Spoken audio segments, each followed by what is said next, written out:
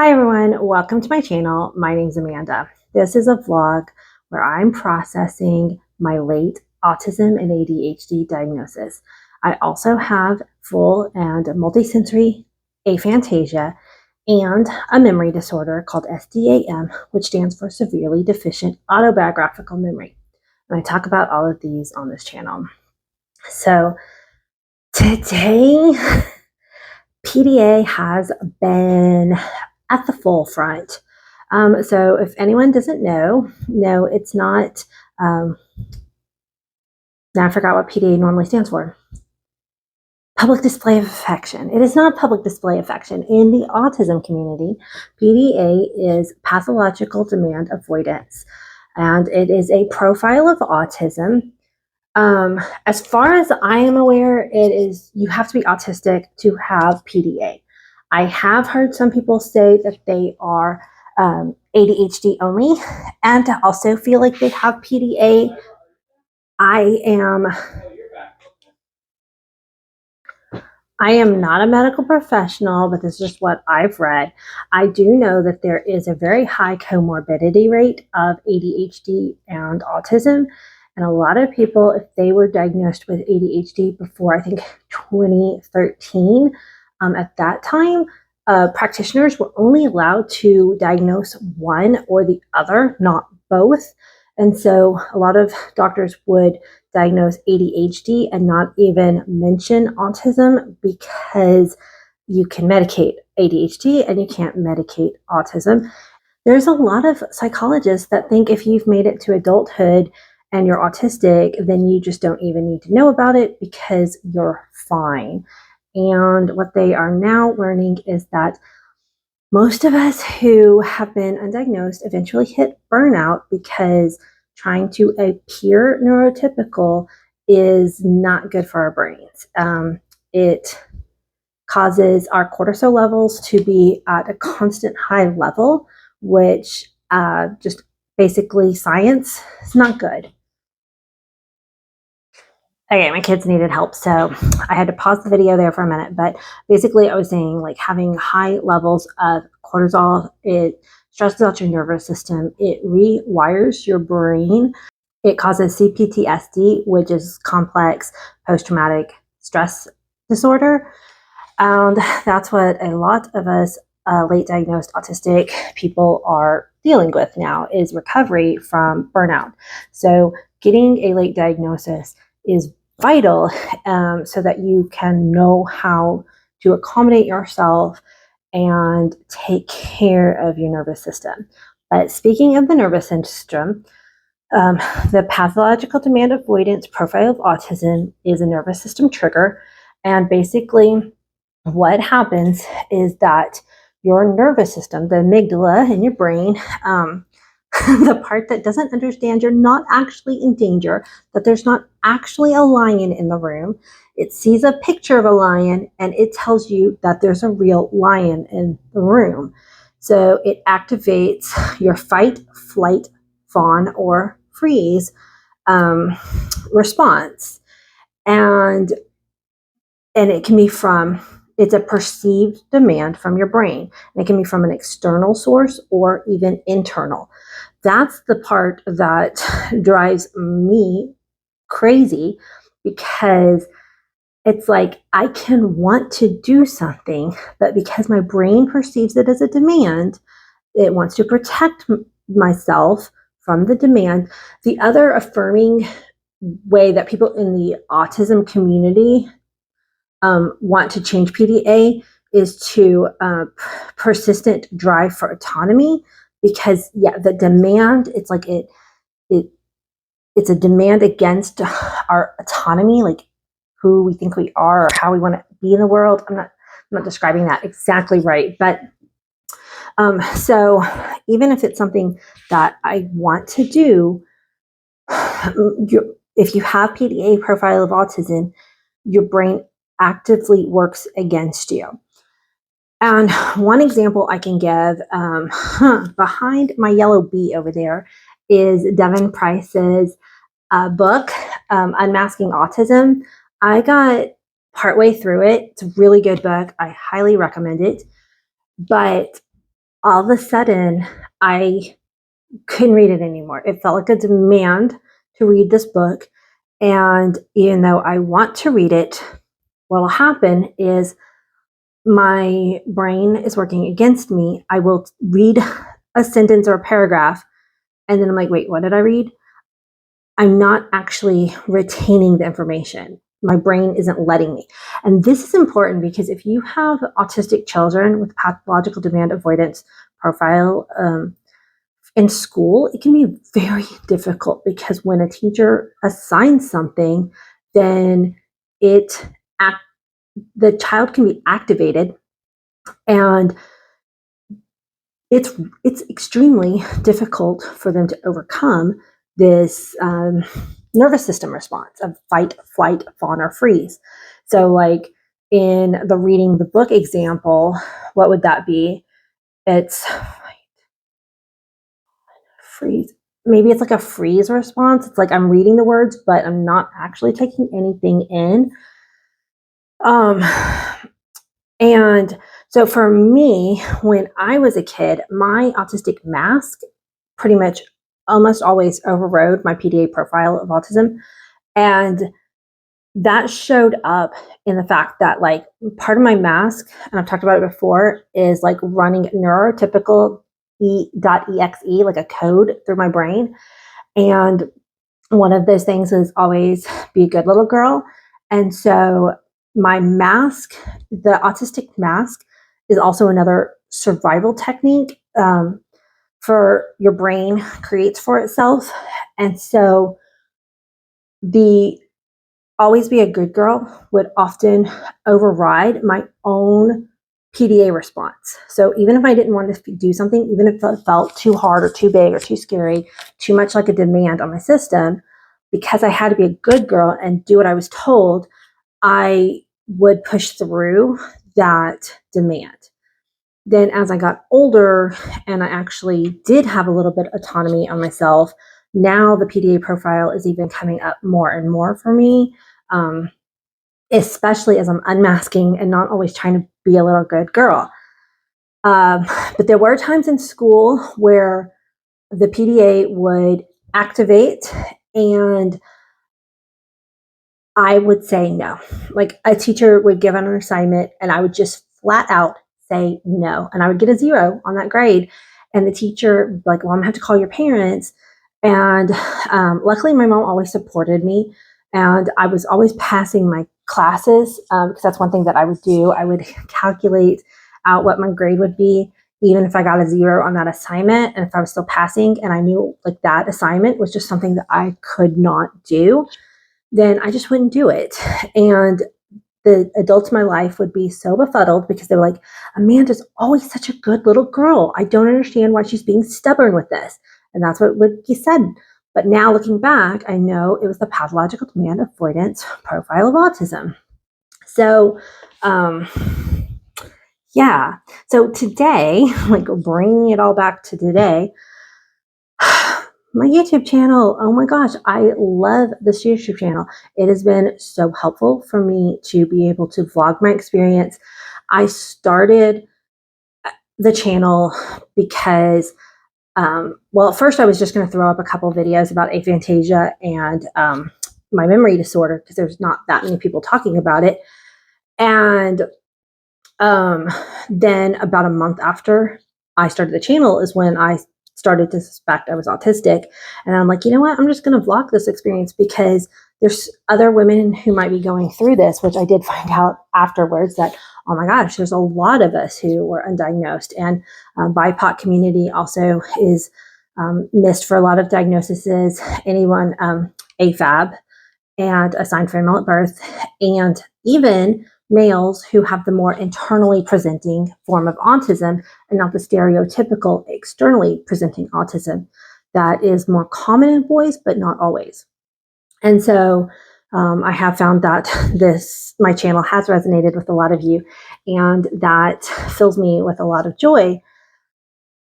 But for whatever reason, my brain has told me channel demand, no. Like, no, it's like gone into flight mode. Yesterday, one thing is I really like to read all of your comments. I respond to as many as I can. I will, hit the little heart button when I've read the comments. Yesterday, I sat down, and the longest that I've usually gone is 2 days, just because, like, if I get a flood of comments in, sometimes it takes a while to go through them all. Yesterday, I sat down and I hadn't read some comments from 6 days ago, and that's the longest that I've ever gone. And I was just like, oh my gosh, I felt so bad, because you know, anybody who's taken the time to comment on my channel, it means a lot to me, and I want to respond. But I was just feeling, I guess, very overwhelmed this week. And it's okay. I know y'all are going to tell me, like, it's okay to take a break. And I get that. But the part of my brain doesn't want to. Part of the brain is like, yay, channel good, channel awesome. I want to do videos and answer comments and make content. And then I guess there was another part of me that was like, no, you can't. You cannot. And like even today, this is I don't even know. Normally I just sit down and start filming. Sometimes I may have to restart the video. When I'm saying my intro, like the words will get like too tangled up or something. But this time I started, and I had like a verbal shutdown. I just couldn't get words out. My brain was actively pathological demand avoidance, went into freeze mode, couldn't talk. I'm like, I want to share. And then finally, earlier today, I sat down and started filming, and I finally was able to talk. And I don't know, it's like something finally released. And the next thing I know, I was ADHD time blind, had no idea. I'd been talking to the camera for a full half hour. And I know a lot of y'all like my really rambly videos. This one is, somewhat rambly. It's kind of staying on track today. But when I was going back and re-editing that one, I'm like, okay, for one thing, it was 30 minutes, and it was just like, I don't know. I'm like, I'm going to refilm this. This was just, I don't normally like to do that. I really like to try to keep all my videos in a one go. But I also don't want to waste anybody's time, and I want to provide value. I mean, it is a public vlog. I am vlogging from documenting my own diagnosis journey and how I'm learning things about my autism and ADHD as I go after being diagnosed, because there's not a ton of resources out there for adults. There's getting to be more and more, and I'm glad that I'm able to contribute to the other voices who are creating books and podcasts and other YouTube videos about late diagnosis. But, oh my God, just lost my train of thought. Oh God, I don't want to do that. Oh yeah, so it was a vlog about my process, but if I am making it public, I do want to make sure that I'm providing value and not wasting people's time. So while some of it might have been interesting, I don't know. I was like, this is a little unhinged, Amanda. Oh my goodness. Okay, hold on. I'm going to pause for a minute because I need to regather my thoughts. Okay, so overcoming pathological demand avoidance, because in actuality, there is no demand. It's a perceived demand that triggers your brain into the stress response, but there is no demand. I don't have subscribers demanding I put out a video, or if you are working, well, that one does maybe have an actual demand because you need to go to work to get your paycheck to live in this capitalistic society. So that one's a little trickier. And it is one reason why I don't think I've ever been able to hold a job, because of pathological demand avoidance. I would be excellent at many things, but I have to have autonomy over my schedule. If I don't have autonomy over my own schedule, I will hit burnout so quickly. I mentioned this in another video. In my 20s, I had a lot of like little summer jobs, or like I would have these jobs that would last 3 to 6 months. I think I had one that lasted a year and a half, was my longest one. And all my jobs pretty much ended in burnout tiers. And the reason why the one that lasted the longest is because I had a lot more autonomy on my schedule on that one. I was working for a private graphic designer, and as long as I got my work done, I got to set my own schedule. So that's why that one lasted longer. And that one ended for other burnout reasons. But that's, if I had known I was autistic, and then you could have a job where one of my accommodations would have to be a job that would allow for extreme flexibility in scheduling. Like, I'll get my job done as long as I'm in control of my schedule. And a lot of places can't work with that.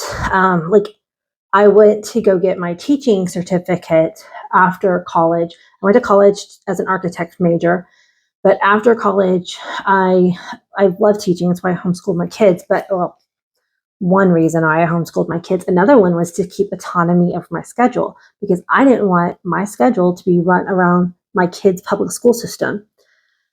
And this was all before diagnosis. It was just inherent.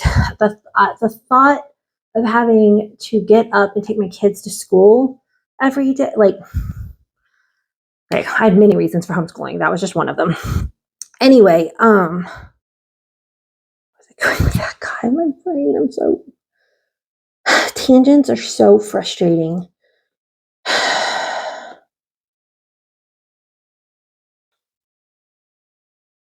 So yeah, I went to go get my teaching certificate, and that's actually, as I was finishing up my teaching certificate, is where I got hired on as a graphic artist. So I never actually did go apply at schools, but it wouldn't have worked. Oh my gosh, I would not have been able to work in a school system, because the rigid control over schedules and all the bureaucracy and the hierarchies in schools, like a school would be, and the sensory experience, like being a teacher, unless you're a different type of an autistic person than me, and there's a huge, that's why it's a spectrum. So maybe it would be a good fit for some teachers, but definitely not my flavor of autism.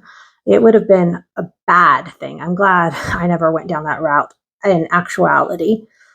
Whew.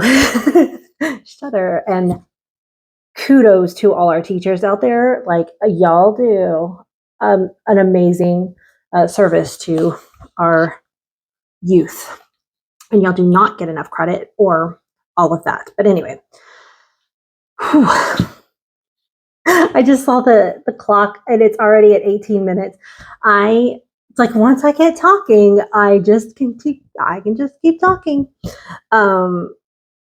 Anyway, so you can overcome, or at least I have found that I can overcome pathological demand avoidance, but because it's a perceived demand, but it takes a lot of mental work to get there.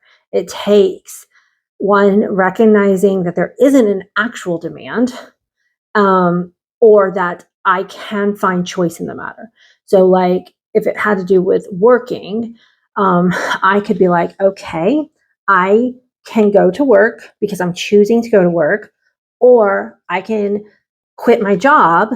That's my choice. I do have that as a choice, and maybe I can go find another job somewhere else. And then between those two choices, I could be like, I really don't want to have to go find another job. This job's looking a lot better. So I'm going to choose to stay at my current job. But whenever you have somebody with PDA, if it's yourself or if you're working with another PDA teen or child, giving them choice over their autonomy as much as possible really helps regulate the brain and feel less trapped, feel like the demand can go away. And that you reminder that in almost anything that we do in life, there is a choice. You may not like the other choice, but it is often a choice. I mean, paying taxes is not a choice, but you could choose to not pay your taxes and go to jail. You probably don't want that choice. But that makes taxes seem a little bit more like, okay, I'm going to do that choice. So that just helps me with PDA is like when I'm feeling like there's a demand. So like today, it's like I want to make a video. Like I really want to make a video. And right now it's almost 7 o'clock. This is the latest I've ever filmed a video. Because I normally like to do them in the morning or early afternoon, but I was struggling that much. And no, I don't have to put out a video. Like I specifically don't have a schedule because that would, again, put another layer of feeling like demand. Like a lot of YouTubers have, oh, I release videos on Tuesdays and Saturdays or something. I purposely don't do that because then it would be feeling too much like a demand for myself.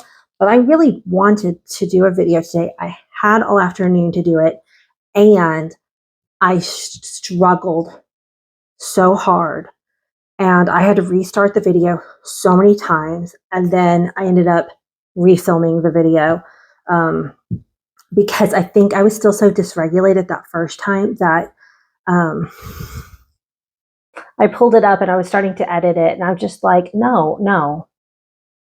Sometimes it's worth redoing. And so that's what I did. And I hope that this video does provide some insight and value to you. And yes, sometimes I want to present a actual complete picture of, sorry, something fell down. I want to present a complete picture of autism. That's why I have done videos when I'm crying. I have done videos when I've been in a meltdown mode, but I didn't feel like that one personally provided any value to anybody. So I am proud of myself for making this video because I did want to do it today, and PDA did not win. Like, I found the choice and the side of my brain that wanted to do it won out. So I'm really happy. Thank you guys so much for all your support. And just honestly,